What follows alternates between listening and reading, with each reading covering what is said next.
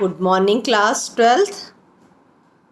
आप सभी ने अपने समर वेकेशन जो आप लोगों को 11th के बाद दिए गए थे उन्हें आपने अच्छे से बिताया होगा।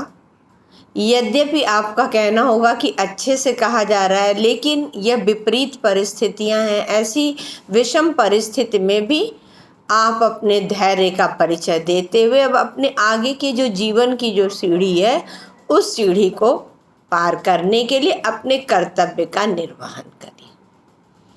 यद्यपि कभी कभी व्यक्ति निराश होता है, लेकिन हमें निराश नहीं होनी चाहिए। क्यों? क्योंकि हमको कभी भी जीवन में हार नहीं मानना चाहिए। आप सभी को यह पता ही है कि अब्राहम लिंकन कैसी विषम परिस्थितियों में ही आज किस स्थान पर पहुंच गए थे। कारण क्या था? एक बार उनसे एक चिंतक ने प्रश्न किया कि आपके जीवन की सफलता का राज क्या है? तो उन्होंने बोला था, सबसे प्रमुख, मैं अपने मानसिक संतुलन और व्यक्तित्व में कभी भी नकारात्मक विचारों को स्थान नहीं देता हूँ, और यदि ये कभी हावी भी होते हैं तो मैं उन सुखद कल्पनाओं में खो जाता हूँ। ठीक उसी प्रकार से बच्चों, हर व्यक्ति के अंदर कोई न कोई विशेषता ईश्वर प्रदत्त है। बस आपको अपने कर्तव्यों का यदि आप निर्वहन ईमानदारी से कर रहे हैं तो आप भी उस मुकाम की सीढ़ी जो आपने अपने जीवन का लक्ष्य बनाया है उस लक्ष्य तक आप पहुंच जाएंगे। लेकिन उस असफलता का दोष किसी दूसरे को देने की अपेक्षा आप अपनी कमियों को अपने अंदर ढूंढने की कोशिश करिए और फिर उन कमियों को ढूंढ करके और आगे के अपने जीवन का जो लक्ष्य है उसे प्राप्त करने के लिए प्रयास करिए। बच्चों, आप सभी को हमारी तरफ से या पूरे विद्यालय की तरफ से शुभकामना, और हमेशा अपने निश्चय पर अडिग रहिए।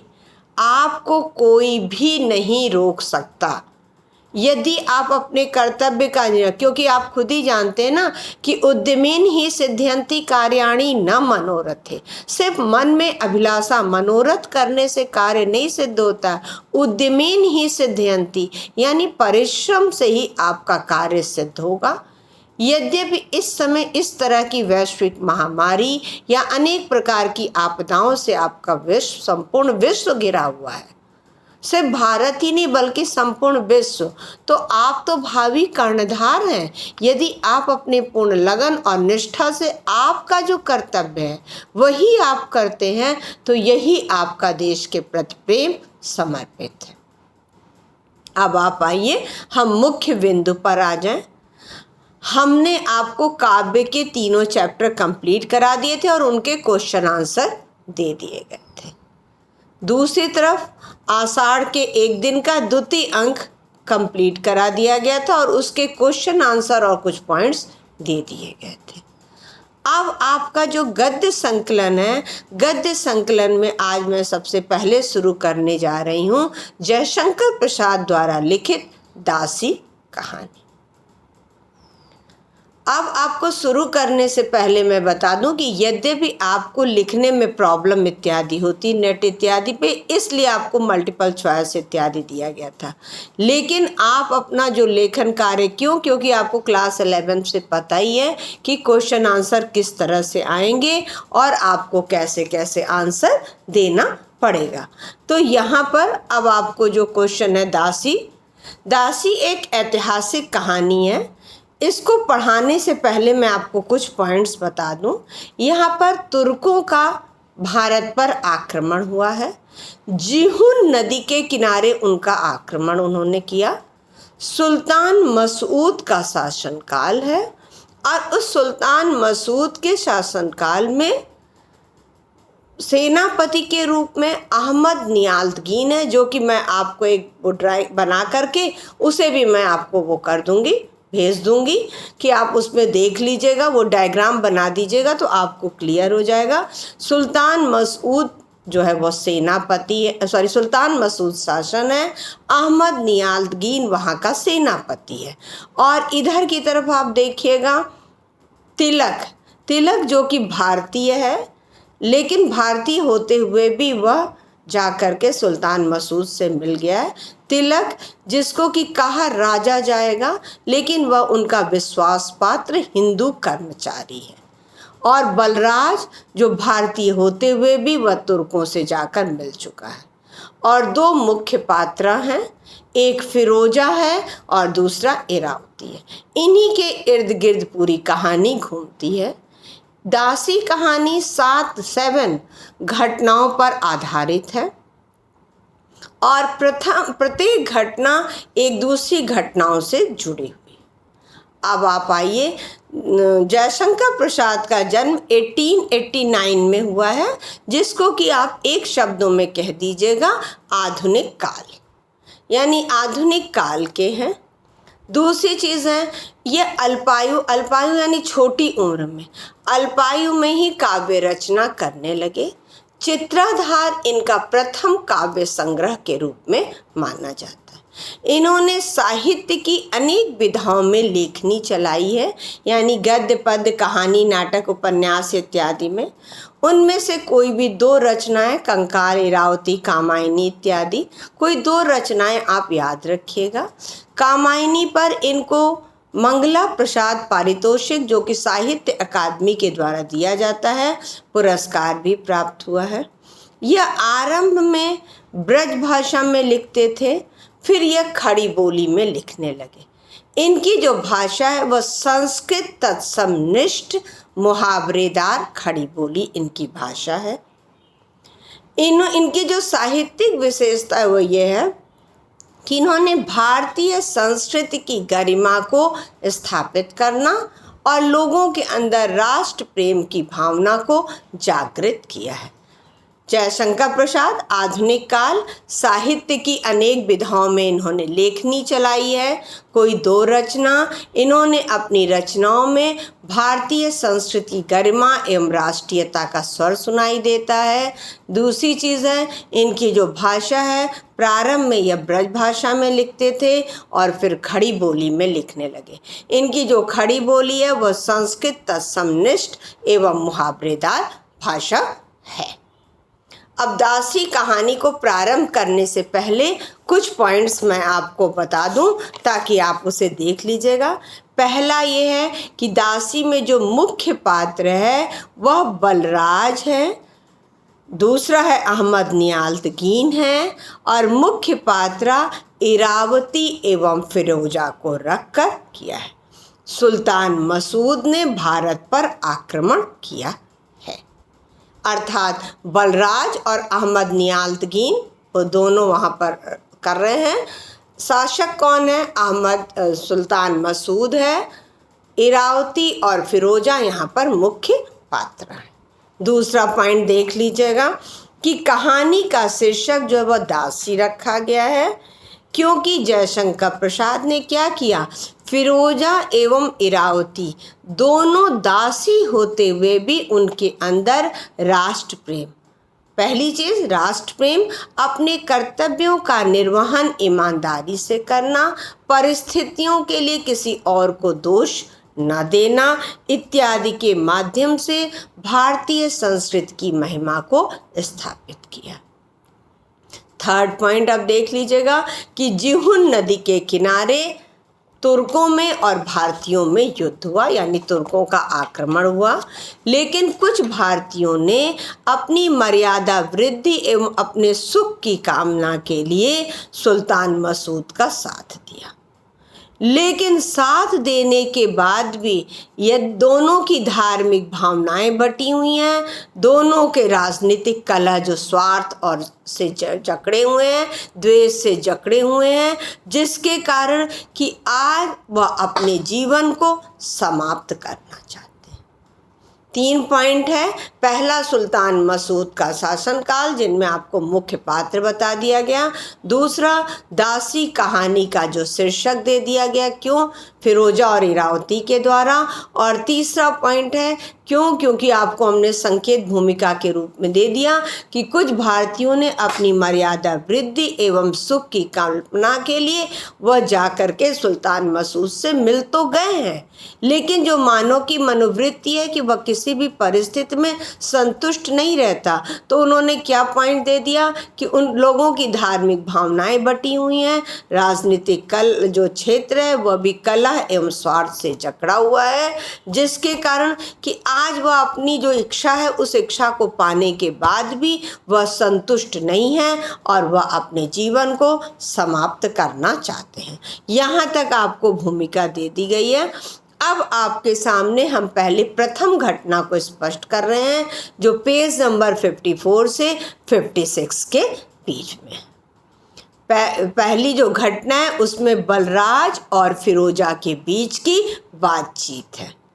बलराज जो है वह एक भयानक छुरा को मुट्ठी में पकड़े हुए और उससे वह अपनी आत्महत्या यानी अपनी जीवन लीला को समाप्त करना चाहता है। तभी फिरोजा का प्रवेश दिखाया गया और फिरोजा क्या है, तुर्क बाला है, किंतु वह हंसमुख है एवं अपने चंचल स्वभाव के कारण सभी के हृदयों के समीप है और दासी होते हुए भी अपनी चंचलता के कारण है प्रसिद्ध। बलराज के हाथ से छुरा लेकर के जीवन की सार्थकता को बतलाने का प्रयास करती है। कहती है यह जीवन अमूल्य है, जीवन में उतार चढ़ाव इत्यादि लगे ही रहते हैं और जीवन के किनारे, और साथ में यह भी कहती है कि जीवन के किनारे यदि तुम तुर्कों से लड़ते हुए मर जाते तो मैं तुम्हारी कब्र बनवाती, फूल चढ़ाती, किंतु इस तरह से जो मर रहे हो ना, ये तुम्हारी बचपना नहीं है बल्कि यह तुम्हारी कायरता है। इसके द्वारा देख लीजिए कि फिरोजा का चरित्र आपको उज्जवल सिद्ध करना इन्होंने चाहा है। नेक्स्ट है, अब गजनी नदी पर दोनों खड़े हैं। वहाँ पर कमानी वाला पुल उसे कहा जाता है जो कि डंडों और रस्सियों को जोड़ करके बनाया जाता है, उसी पर। और साथ में वह उदास इसलिए क्यों, क्योंकि युद्ध समाप्त हुआ है, चारों तरफ जो लाशों का ढेर पड़ा हुआ है, नीरवता पड़ी हुई है, इसलिए उन्होंने कहा है कि वह अपनी उदास छाया को जल में डाल रहा है।